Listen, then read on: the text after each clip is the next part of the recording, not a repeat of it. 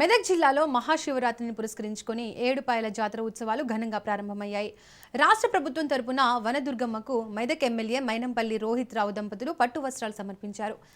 భక్తులకు ఎలాంటి ఇబ్బందులు లేకుండా అధికారులు అన్ని ఏర్పాట్లు పూర్తి చేశారు. అనంతరం ప్రజలకు ఎమ్మెల్యే మైనంపల్లి రోహిత్ రావు మహాశివరాత్రి శుభాకాంక్షలు తెలిపారు.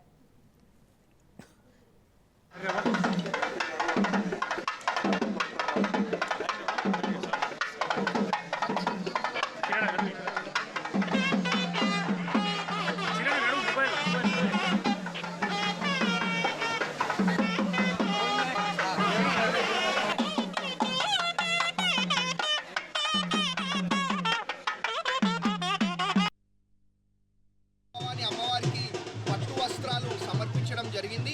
అదేవిధంగా ఈ పూర్తి మెదక్ జిల్లాని మెదక్ నియోజకవర్గం కూడా చల్లగా చూడాలని చెప్పి కూడా అమ్మవారిని వేడుకోవడం జరిగింది.